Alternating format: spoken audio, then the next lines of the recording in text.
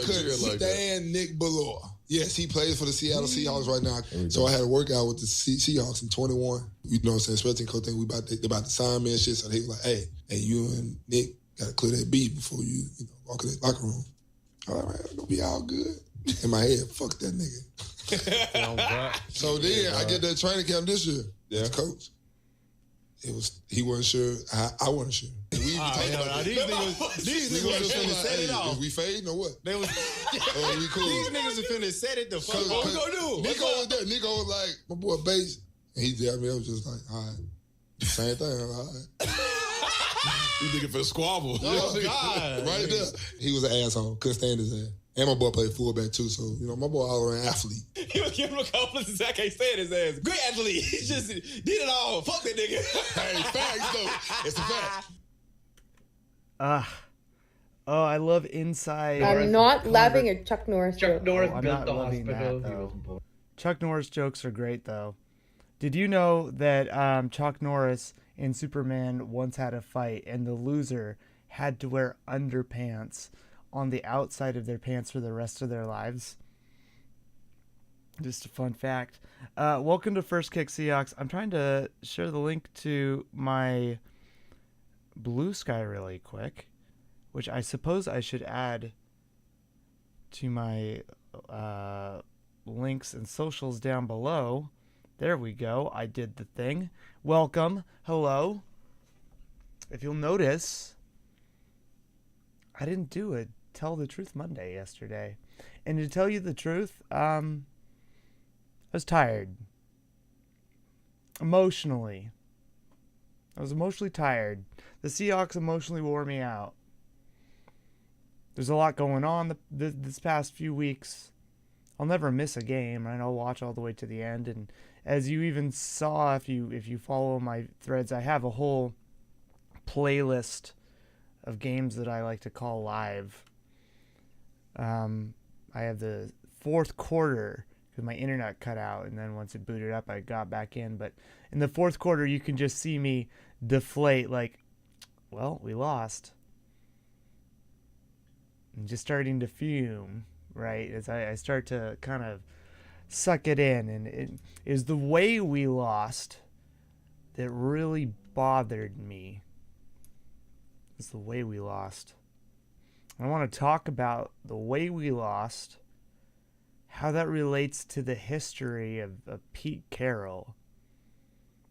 I want to talk about Mike Tomlin and his legacy a little bit. Maybe it's mostly about how this relates to getting mind right and competitive juices flowing for this Cardinals team. Also, just like why I preach so hard about the things that I do preach. So let's get started. Nobody's saying Mason Rudolph beat the Seahawks. And if they did, it's because they only like passes and didn't watch the game. Everyone who did watch the game said, well, Mason Rudolph was throwing to guys that were not just wide open, but were obviously wide open because the guys that were in their area were crashing to try to stop the run. They were cheating to try to stop the run because the guys in front of them couldn't tackle. So you would have a man go in there and actually get to the line of scrimmage to attempt a tackle and miss it. And then the guy behind on the second level would have to get there and make the tackle. Or even when Devin Witherspoon would make it to the backfield, or Bush would get it to the backfield to make a tackle, they would just slip right off. And then suddenly a defensive lineman has to make a tackle, gets blocked. Bobby Wagner or somebody on the second level now has to make it, slips right through them. Bobby, of course, too slow to get proper angles on a lot of this stuff because a lot of these outside runs were just destroying us. But you can't say, well, we're having health issues because Brooks was out. Most of our defensive line is good to go. Oh, Nuosu's out. One defensive lineman, really. They're on their third quarterback, and they wanted to come in and run the ball. And what do I always preach? To the audacity of analytics nerds.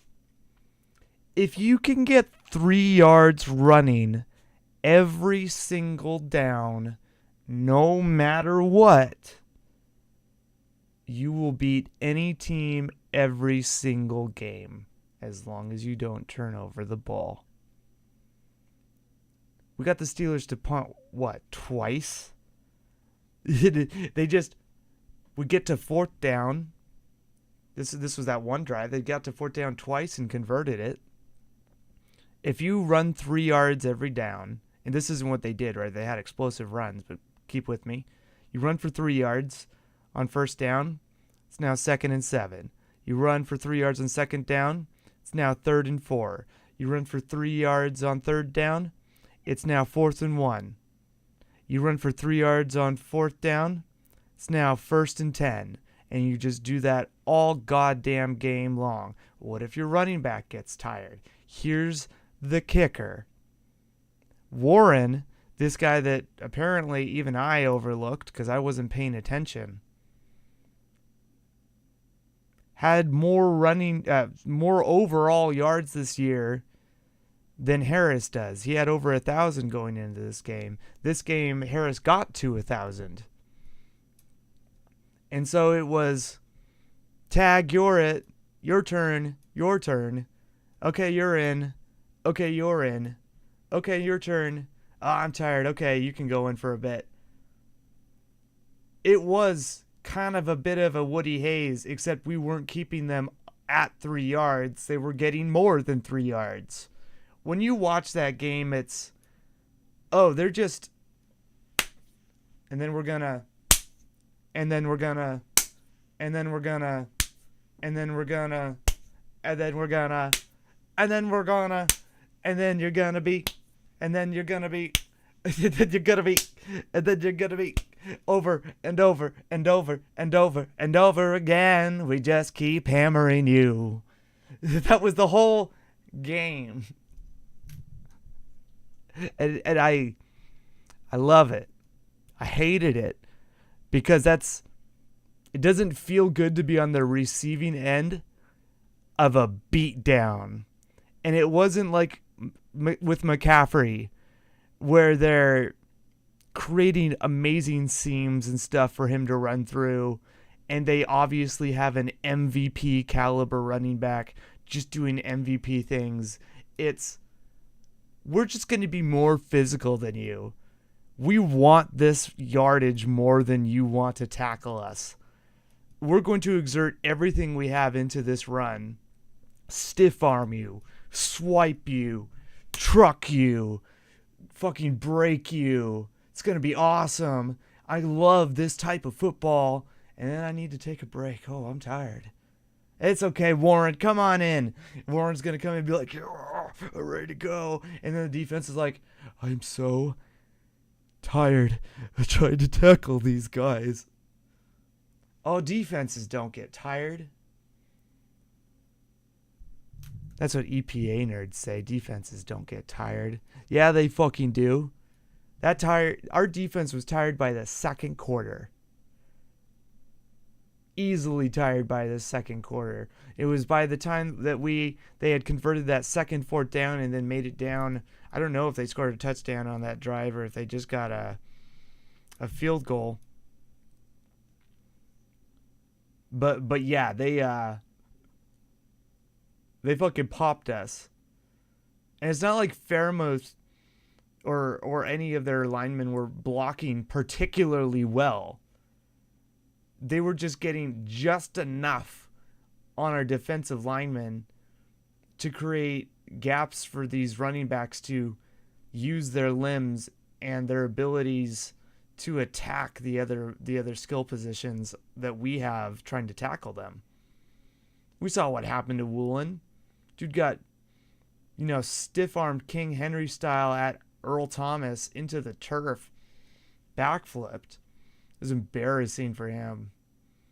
It was embarrassing. It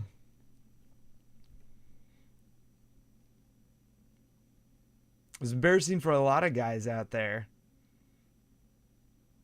And I said all week, if you can stop the run, Mason Rudolph won't be a problem.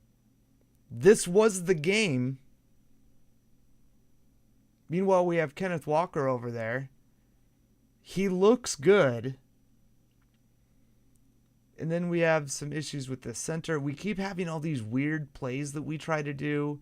And when we do it, we're so undisciplined. We try to do a little pitch to JSN and he drops it. When they then the Steelers try to do a pitch to Pickens, he catches it and then ends up going for a bunch. When we play good disciplined football, we're great. And look at the Steelers. They can play disciplined, which then enables their guys to just rumble. There was nothing complicated about what they did. It's hammer time. We're the Steelers. We're going to take our hammers and hit this steel. Deal with it. And then we're going to throw for explosives over the top when you drop to try to stop the run. And so it was. It's kind of what the Seahawks were supposed to be back in the day. We're going to run with Marshawn. We're going to run with Christine Michael and Thomas Rawls. And we're going to run with Chris Carson. And then we get Kenneth Walker and Charbonnet. And Charbonnet gets 2 carries. Oh, but he only got 2 yards. Yeah, because he had 2 carries. You could say JSN only got 2 targets in some games. Yeah, but they were probably bubble screens. Not all carries are the same. If Harris only got 2 carries and we stopped him twice, he wouldn't have gotten the 27 carries for 100 and whatever. You have to keep running the goddamn ball. If you only pass twice with your quarterback and they're both little out routes or little swing passes, then yeah, he's not going to have a lot of success on the day. You gotta run the ball with your runners. And as we saw with Warren and Harris, they beat the hell out of us. But they're not the first team to do it. In fact, the teams that haven't been able to beat the hell out of us this year are the teams that decide to throw the ball. It's almost like this focus to pass and only defend the pass has made our team soft. We are so soft at a sport that's about being physical. Like, here's the thing. You could say, oh, you never played football and stuff. Like, I've wrestled and I've done other things, but clearly not to, like, any extreme competitive levels. But at the base concept of what football is, it's about being more physical and beating down and dominating the other 11 people in front of you. And sure, there's some finesse.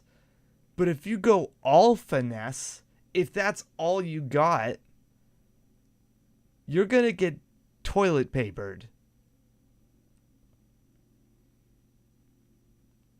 And the Ravens are kind of doing that to everybody this year. The 49ers are doing that to most people.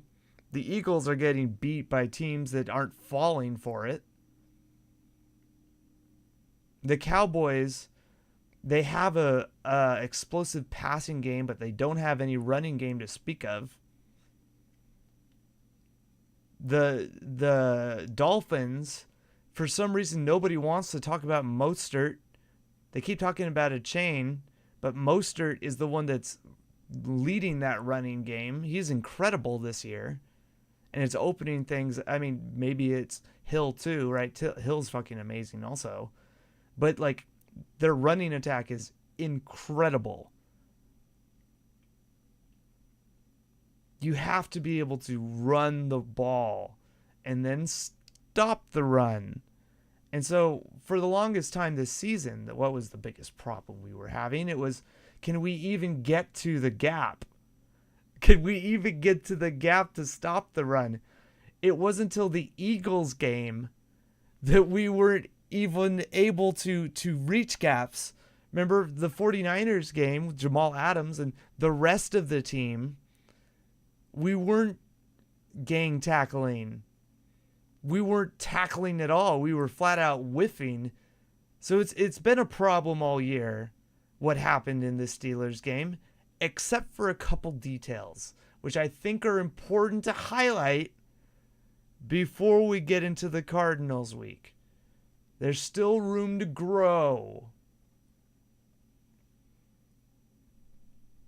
We weren't attempting pursuit angles correctly until we played the Eagles.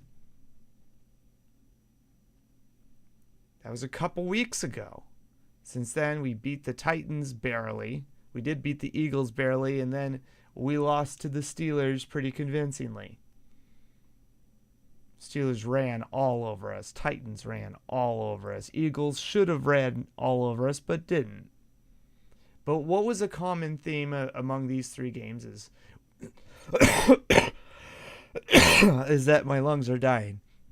I hope I didn't get COVID again. We would reach the gap and engage the runner, or we would be at where the receiver is when they're catching the ball, which was a big step. Because normally I'm like, yeah, we'll get that down by week 4, maybe week 6. Because I always say that our team's a little slow at figuring that out. It took until, like, seriously week 15, week 14 for our defense to be like, oh, wait, this is gap discipline. This is how you do pursuit angles. Like basic principles of football. But they still have trouble wrapping up.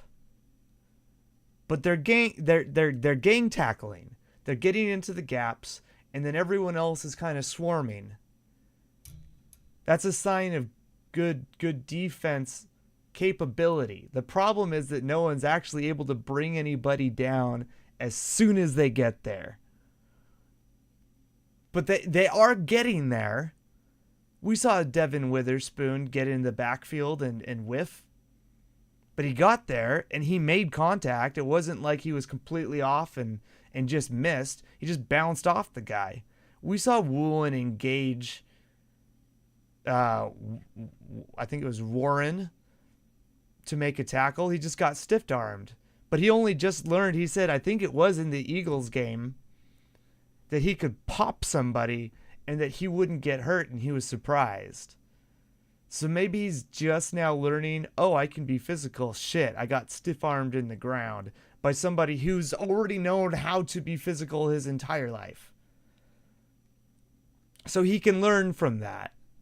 Witherspoon can just learn, oh, I need to wrap up better, when he's already obviously figured out pursuit angles and things.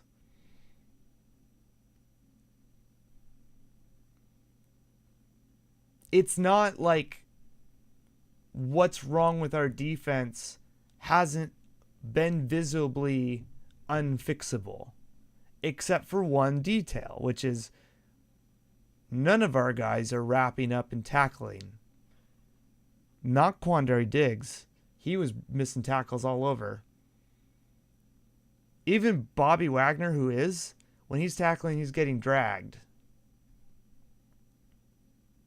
instead of just stopping people. I thought maybe it was just a Derrick Henry thing. He played Derrick Henry really well. It was awesome. But also, when he's on run, trying to get outside runs, he doesn't have like the momentum to offset somebody else's forward momentum. So when he's running outside, you don't really see him hit and throw someone sideways. He like grabs them and they're still going forward. And so I think his acceleration is really poor right now, and I don't think he had his top speed when trying to pursue and take somebody out.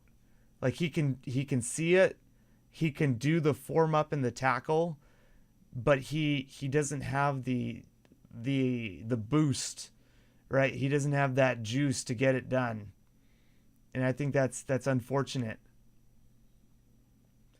So when you look at this team going forward, how do you make the tackling better after that fucking performance? Well, one, youth. Rick Woolen learned this year, I can hit somebody and I will be okay. I also just got stiff-armed my face backwards in an embarrassing way by somebody who is physical as fuck. I want to see him learn. And I think he has learned something this year from being embarrassed and then being benched for not being physical and then coming back after and then being encouraged for being more physical. And then Witherspoon coming in, being very, very encouraging, a very visible leader, very vocal leader, and then flying all over the place, great pursuit angles, great tackling, just not quite good at wrapping up, but I can see him developing in that area. So that's two players that I think could really develop. Two, the elders. So first we talked about youth. We're going to talk about the elders.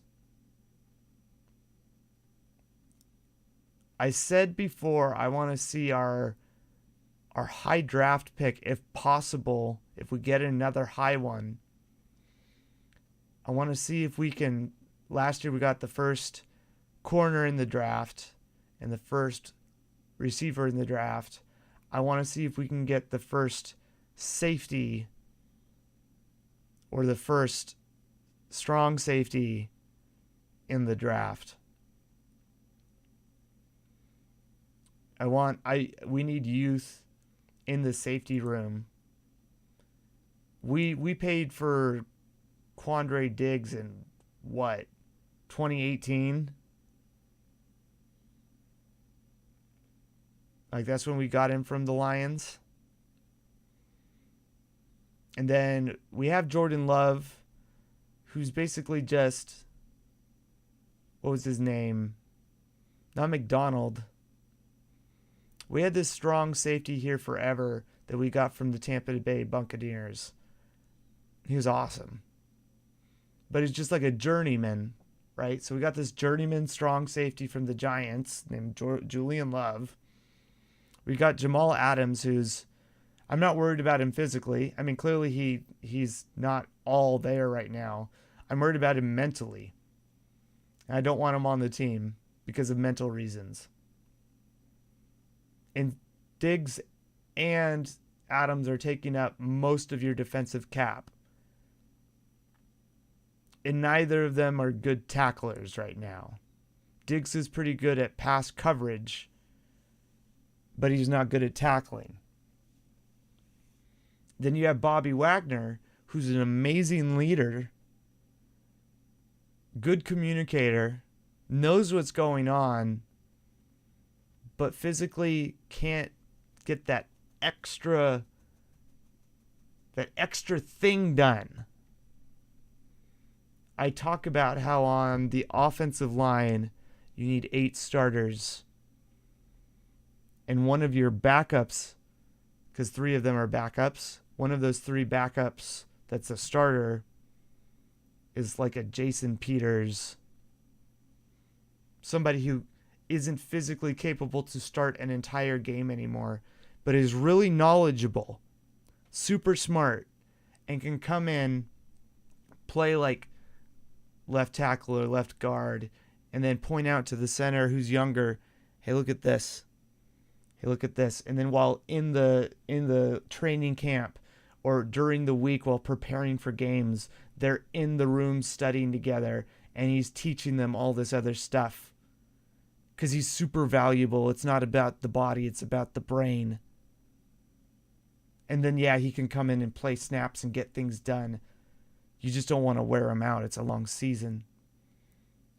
I think that's where Bobby Wagner is at right now. He's playing 100% of the snaps when he should probably be playing 45% of the snaps.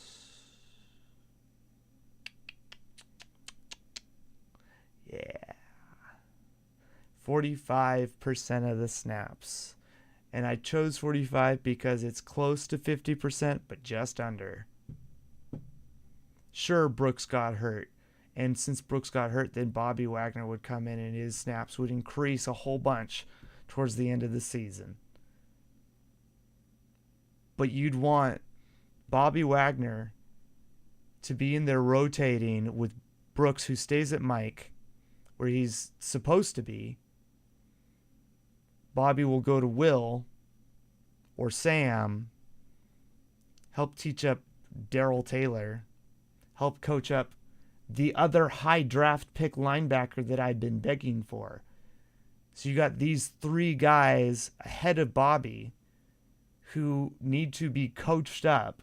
So instead of having a Cody Barton or a Radigan behind, instead you have a teacher in the background who you're paying the unpaid guys except for Brooks. Food for thought. But if Bobby doesn't want that role and he wants to retire, that's on him. If he doesn't want to have that role, if he wants to only be the starter the entire time, that's on him. But I don't want him to be the full-time starter right now. He is still valuable. But as far as like when he hits a guy, he can't always make that blue chip play. He can't always make that Pro Bowl play. He's making, we need to replace this guy eventually plays. And that's a truth. It's unfortunate, but it's the truth.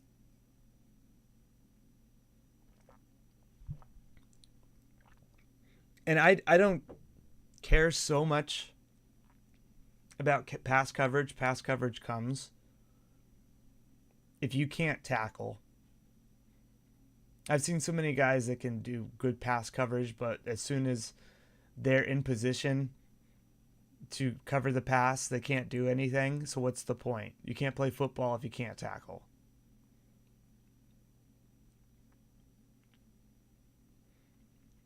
And so like Michael Jackson, he's a good example of like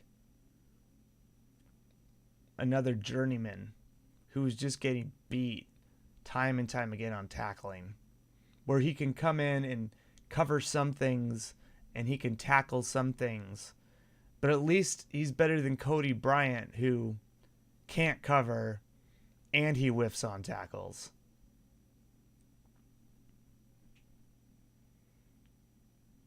So yeah, I want to see us just really invest heavily, less on finesse this offseason. Because when we got Jamal Adams, I'm like, yeah, we'll blitz him, but I thought we were going to get a good tackler. I didn't think we were getting him to be a finesse player. I thought we were getting him to tackle all the time. And then when you look at the way he plays, he's not set up to, yeah, I'm going to tackle. He's set up to attack gaps. And I'm like, oh, well, that's kind of a waste of money. You get anyone to attack gaps. I want somebody that can tackle. Quandre Diggs, at least he has an excuse for not being an elite Pro Bowl tackler anymore. He's getting old and tired.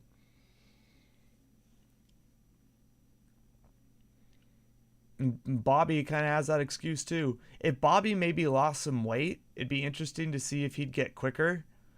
But then you definitely couldn't keep him at Mike. Which is like, why is he playing Mike? That should have been Brooks. It's interesting that you moved Brooks out. It would have been nice to keep Brooks in there. But Brooks was coming off of a knee injury where he had a cadaver's ligament put in to try to fix it. So it's amazing that we got anything from Brooks this year anyways.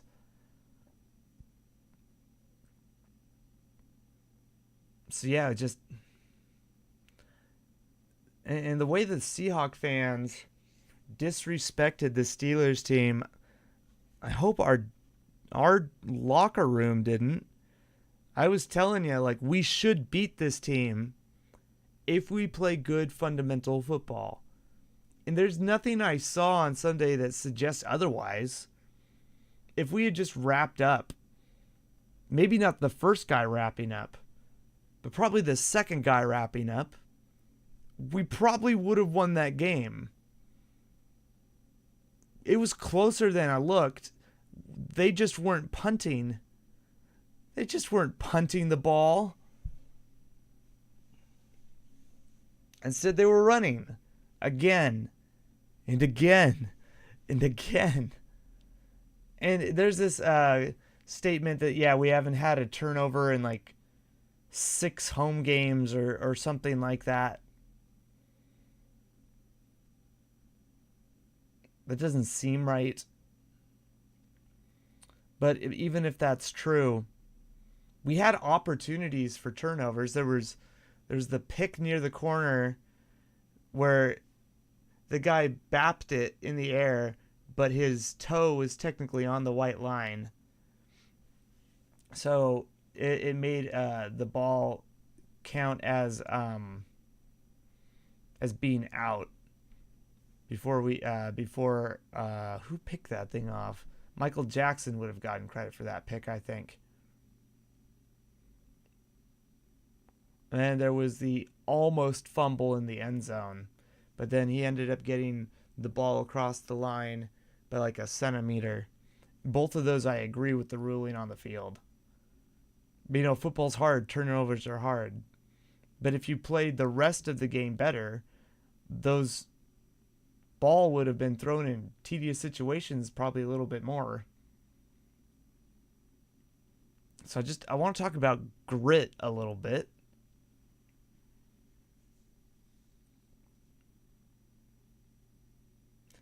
Get really into tackling. I didn't write that down before. Get really into tackling. Grit. It's a lot of different acronyms that grit can be used for, but that's what I'm going to use it for today. It is called tackle football. When we go up against Connor of the Arizona Cardinals this week and Kyler Murray, they're going to be throwing screens and Kyler's going to be scrambling around and Connor's going to be running really, really good behind McBride, their tight end, who's also really good. Get really into tackling. Do you love tackle football? Or do you love 7-on-7 football? Because if not, you're in the wrong league. Go find a flag football, Flyers up, Nerf league.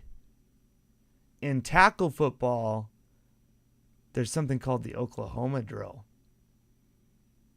In tackle football, you go around somebody and into the ground, and then into the ground, and then into the ground. And you love that feeling of just hitting somebody.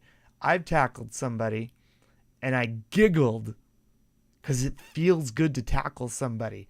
If you don't like the feeling of hitting a human being, while they're running at you, then football might not be your sport. Maybe the sport's not for Reek. Just saying. If you don't hit somebody and you're like, ooh, I fucking rocked him, or oh, he fucking got me, I'm gonna fucking get you next time, bro. I'm watching you. If you don't have that in you, then you're in the wrong sport. And sure, it hurts. But when you love tackling, you don't really care. Like when I punch my hand, sometimes I do hurt myself.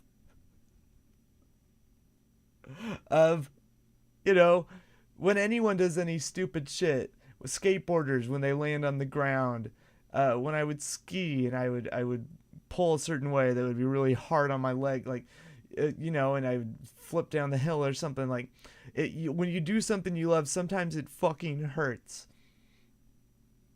But you love doing it, so you get up and do it again. You're like, oh, I gotta get that tackle better next time. Or, oh, I kicked his ass. I want to do it again.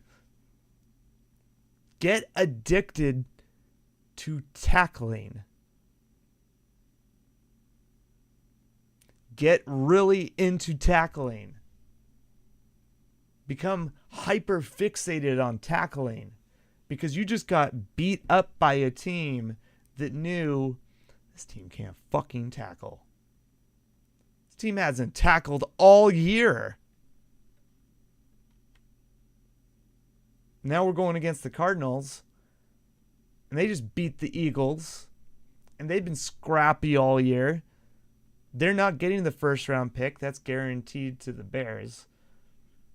And they could play spoilers. What team would want to play spoilers? I don't know. The Lions did it to the Packers last year, which got us into the playoffs. Let's not let the Arizona Cardinals play spoilers on us. And it wouldn't be the first time that we've been in Arizona trying to decide if we're getting into the wild card or not, and oh no, we find out halfway during the game we're not getting into the playoffs, and then we sat Russell Wilson, I think, and that was the end of it. We got to beat this team. We were supposed to actually compete against the Steelers. Got physically embarrassed. You have to remember, 1-0, every team is competitive, which means you need to get really into tackling. You need to be addicted to beating the trash out of people. And like Harrison Warren, they got addicted to trucking the fuck out of people. Now it's your turn. Now it's your turn. Tag. You're it. It's like WWE when they're doing tag teams. One person's outside the ring with a chair, and the other person had just jumped off a ladder and drove into somebody. And he's like, tag me in. So he comes in, tags him in, jumps off of the line, and just whoof, hits Woolen upside the face, and then goes for a big explosive. There's no competitive physicality better than the way they ran the ball on us. They just hit us and hit us and hit us again, and they loved every minute of it. And sure, maybe we tackled them at the line of scrimmage. Sure, maybe there was a tackle for the loss. But you know what they did then? They fucking ran the ball again. And there's this, see Mike's spin move from Seattle Overload. He had this great stat. I want to pull this up. I love this man. It's about running.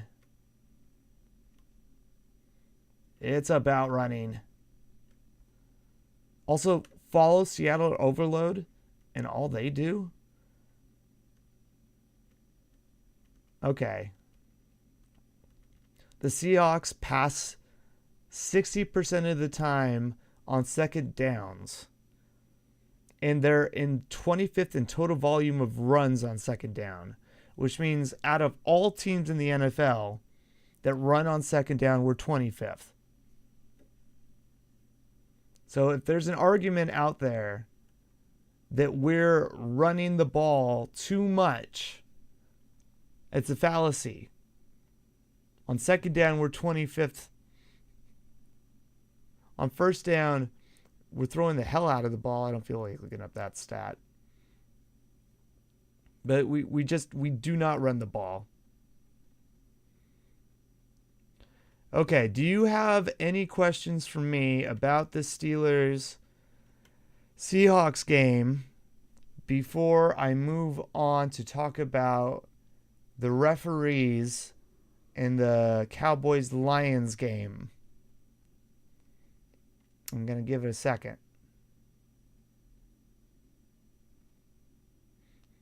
Do do do do do do do do do do do do do do do do. I don't think there's anything, so I'm going to move on. I shall. If there is something that comes up, I'll address it. Okay, so if those of you who don't know, Lions are playing against the Cowboys in Dallas, and it's a tight game. It's a really tight game. They need this win too. It helps with playoff seeding. It's super important.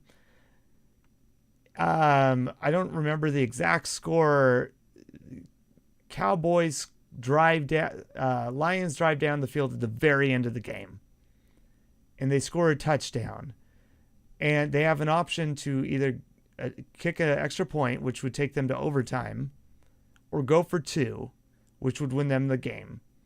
Dan Campbell, their coach, has got big cojones. And he likes to go for it on two in these situations. Like, I'm not going for overtime. I'm just going to win the game. And so what he had told the referees, Brad Allen, who is in charge of that crew, is if in this situation I'm going for two,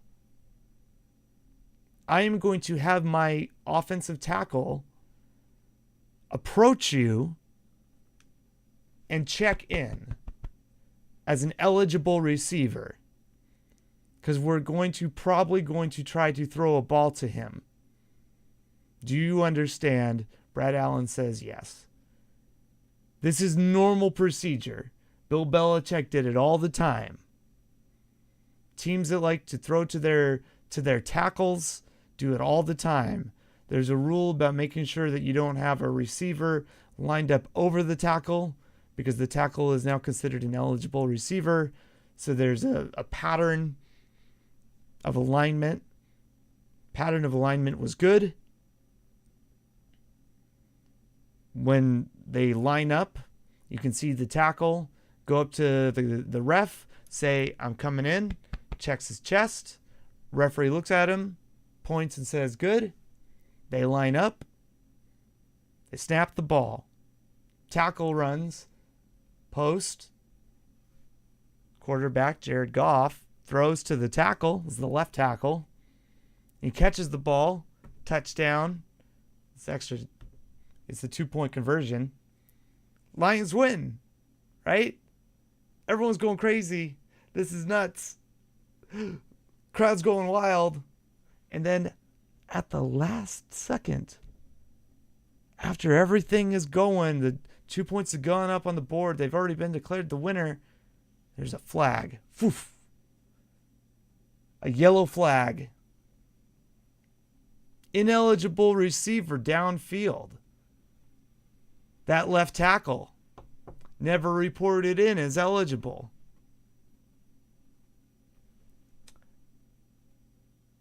What? You just heard everything I just said. The coach talked to the ref beforehand, said, this is what's going to happen. Do you understand? Yes. During the play, the left tackle walks up to the ref, says, I'm here. I'm right up to you. Checking in. Eligible. Ref looks at him and says, yes. Whistle in mouth. Right? Unless he goes, I understand. I don't know what else we need for confirmation. Receiver was not called. That's not what the penalty was for. It was not receiver lined up incorrectly. It was ineligible player downfield called on. First of all, they called it on the right tackle, who wasn't the one thrown to. I think it was the right tackle they called it on. They called it on number 70, who wasn't the one that was thrown to. But afterwards, the refs and everyone were like, oh yeah, totally got that wrong. He did signal in as eligible. And unfortunately for the Lions, they had to redo that play with a 5-yard penalty. Super frustrated. Tried to force a couple of 2-point conversions. Frustrated. Didn't get it. They lose the game. That's a whole nother conversation about trying to force things when you're frustrated. Which I've been talking about during my Dragon Age streams. But the referees, Brad Allen was supposed to be a referee in the playoffs. Playoffs? You want to talk about playoffs? Well, he's not going to talk about playoffs. He and his whole crew are out. He's had some of the most controversially terrible calls all year. And he's assigned to ref this Steelers-Ravens game this week, where the Steelers need to beat the Ravens to get into the playoffs. And the Ravens are probably sitting all of their starters. So who knows what'll happen there? Maybe the Steelers get in because of some controversial flags, or maybe the Steelers stay out because of some controversial flags if the Ravens sit all their starters. It's Pittsburgh. Maybe they want to keep Pittsburgh in the playoffs. But there's a lot of bellowing about the referees. I bitched about it. And I think there's a core problem. The NFL doesn't want to invest in referees. Why would they?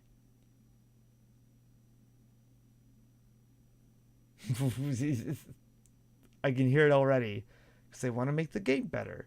Because they want to quit making these scandals. Because it'll appease the ownerships and all of the...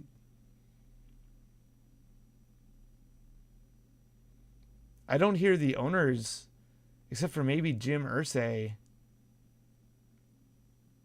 really complaining about the refs. If the owners cared about referees, they wouldn't be part-time teachers.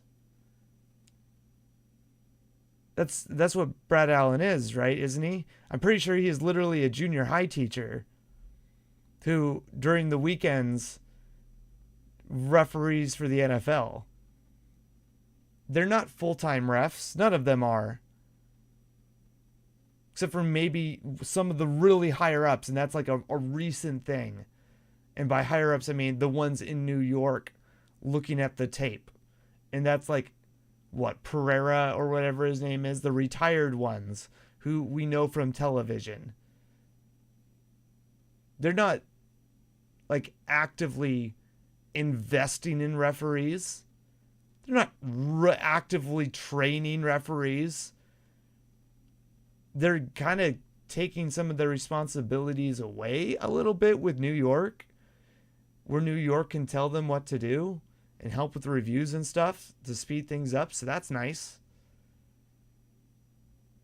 But these guys are trying to keep up with Lamar Jackson backpedaling and then getting tripped over, or they're having running backs land on them and then they're treated like glass because, yeah, they should be treated like glass because it's a junior high teacher that you just landed on. Not like somebody who's physically working out so that if an NFL player running at 20 miles per hour runs into them, they won't fall and break their hip.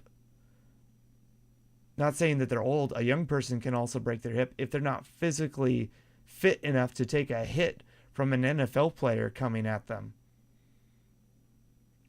You're not putting the refs in a healthy situation. And you're not putting them in a advantageous situation to be trained to do their job well. And there's a lot that needs to happen. When you're on there, you hear all the time, like, just do your jobs, ref. Just do your jobs. Well, you got coaches talking to you. You got coordinators talking to you. You got players talking to you. You got left tackles coming up and telling you, okay, I'm checking in here. You got linemen lining up offsides and then being like, why didn't you tell me I was offsides? You got receivers lining up offsides saying, why didn't you tell me I was offsides? You got people trying to cut off of your line of sight during plays. You have fans yelling so loud that you can't hear things. You have 53 players on either team, including players on their bench that are injured, all talking to you, trying to be like, hey, I saw something over here. Hey, I saw something over there. Hey, that guy's holding. Hey, that guy's holding. Oh, man, right? That's a flop, right? There's so much information coming at you. And you got like 45 seconds between each play. And you're trying to talk to your crew. And you got New York in your ear. You might make a mistake. Hell, if you're not somebody who's typically able to handle all those things at once, just not everyone is equipped for that. It should be a highly competitive position. So why wouldn't the NFL want to invest in referees?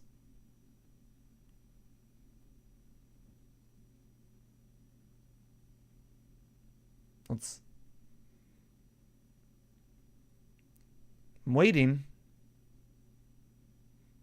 Other than the obvious scandal after scandal after scandal in the past of referees possibly taking money to tilt games. If you got somebody who's a teacher, teachers aren't making any money, but they've somehow made it into a referee position, and somebody who works for an owner says at the end of this game,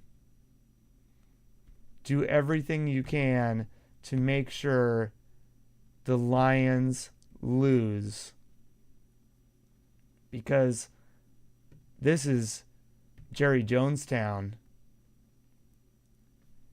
Here's $100,000 under the table or something, right? Here's $10,000 under the table. Probably nothing, probably not 100,000, but a nice little bump. And then what that does is it affects Las Vegas.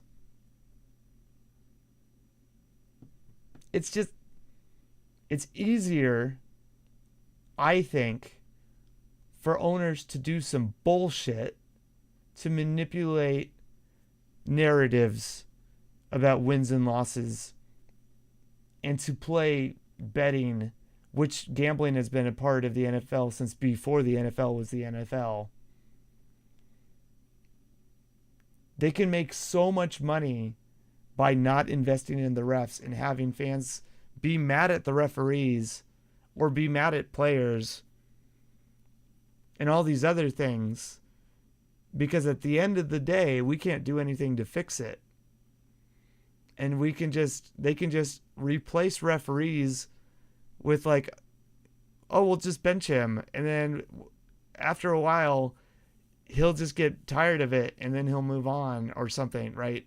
But we've never really seen referees just be gone. Yeah, there was the ref strike and then they brought in the replacement refs, but they weren't really better or worse, to be completely honest.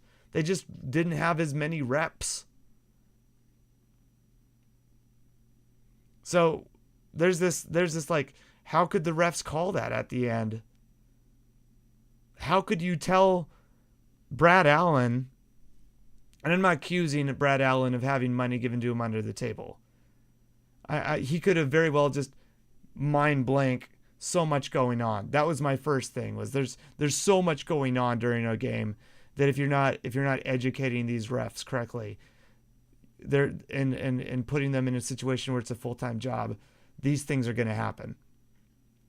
But also, if you're not doing that, it's going to leave conversations open to, well, is this dude getting paid under the table? Because Brad Allen has refereed for 6 Lions games, and the Lions have lost all 6 of those games. And every other game team that refereed by Brad Allen, they have a even, pretty balanced score, except for the Packers, who I think have 8-2. So you telling me the Lions never win when Brad Allen is their ref? What's going on? And that's since like 2015. Anyways, conspiracies, or maybe just bad process. Russell Wilson, conspiracies, maybe just bad process. Pete Carroll can't coach, conspiracies, maybe just bad process. You know what? Maybe you just got a bunch of guys on your team that just don't like tackling. Maybe you just need to get really into tackling. It's a game about hitting. It's a game about being more physical than the other person. And when there's a flag thrown, regardless of the situation, you need to remain calm. And I'll talk about it now.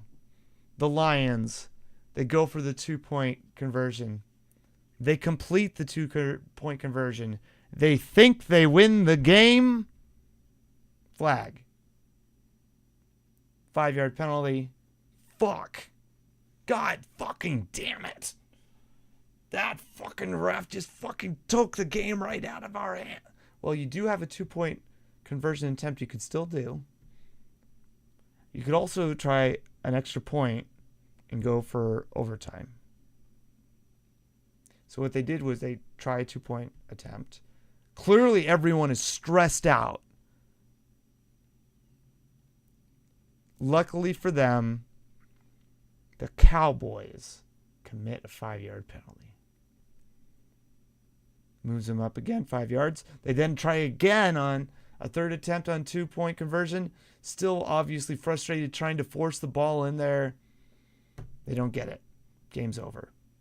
But if they had just taken a breather, kicked an extra point, and then just lived another day, they could have gotten those emotions out of the way. I don't necessarily mind the we're going to go for it and win it all right now, because your energy is in that competitive state. But when you're in frustration mode, there's not much you can do. Everything's going to be out of timing, out of rhythm. Everything's going to be forced. And that's what was happening, is that they were forcing the ball into windows that they shouldn't have been. And it was basically 2 wasted plays back to back. And so there's a part of the way that our team plays that does that too. Where I feel like we're forcing ourselves at the runners, and we're trying to hit them, and we're trying to take them down, and remain calm. It's just football. You've tackled before. Get into your gap, go up there, and hit that man, because you love hitting. And outjuice them because you love hitting more than them. You love competing more than them. And you love beating them up more than you love getting beat up. Getting beat up sucks. All right. That's all I have for you. Please like and subscribe to First Kick Seahawks. Thank you so much for being here. I will catch you around. Go Seahawks.